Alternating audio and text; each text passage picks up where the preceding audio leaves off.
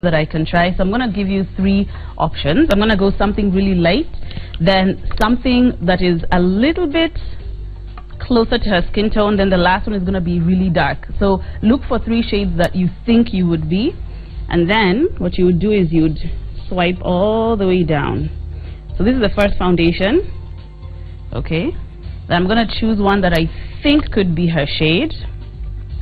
Alright, and we're going to take it from here all the way down, and then I'm going to choose one that I think could be a little bit too dark for her.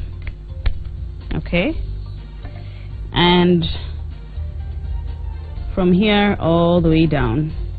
So what you're looking for is a foundation that will blend into your skin up here and down here, and I'm going to use a brush just to kind of demonstrate that. So what you want to do is kind of blend up and blend. So whichever one blends into your skin tone is going to be your foundation shade. So to me, MJ kind of looks like a mixture between the second and the third shade, right? So what I will do, once you've found your foundation shade, what you can do is kind of mix the two. Like for her, what she is she's a mixture between these two. So I do have that one, that specific shade. So I'm just going to show you how to apply foundation. Okay, so I'm just using a very small amount and a brush like this one. You can also use your fingers, but for the sake of hygiene and cleanliness for today, especially for skin, I'm just going to use a brush. Alright, so what you want to do is you want to start kind of like in the center of your face and then blend outwards. Right, I'm going to cover everything I did right here. Alright, so start in the center of your face and then take the least or less product and just blend it out. Alright, so make sure you also get this area right here, and then also don't forget to blend the product all the way down. Remember, you want to have your foundation to match your skin, just such that you don't have a line right here, and then everyone's going to know that, oh, you're wearing foundation today.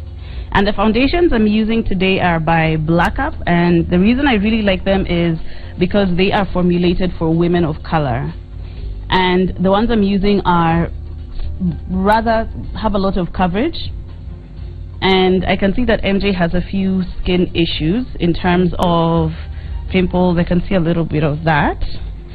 So is one of your concerns covering some of your scarring and some of that, right?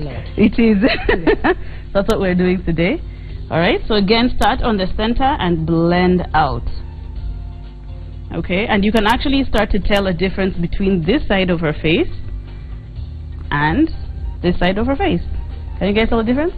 There's a huge difference. That's why I really like these foundations. Alright, so continue to blend it in. Underneath the eye area, I like going in with a slightly lighter foundation just to give your face dimension.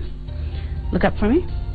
So lower your chin and then look up, and then so you just right here, just to give your face dimension and depth, so it doesn't look like it's a flat piece of paper.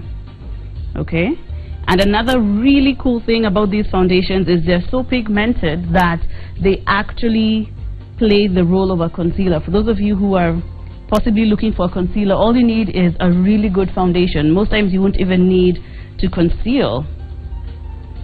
Okay, so what have we learned today? We've learned that, of course, foundation is really cool, but then once you find your foundation shade, everything else is going to be fantastic. Now when it comes to foundation, also the one that you choose is also based on your skin type. So if you have oily skin, you would prefer to get something that's a little bit more mattifying or a little bit more coverage, which is what I've used today, because MJ's skin is oily and has acne, or not even acne, actually just pimples actually. So I wouldn't even call this, I wouldn't classify this as acne, but she does have her issues with oily skin. If you have dry skin, look for something that's slightly more moisturizing for your skin, and all that is available here. Alright,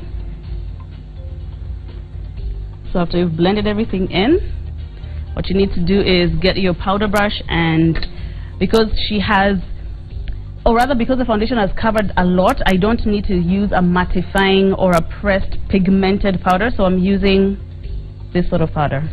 And tune in for the rest of the face.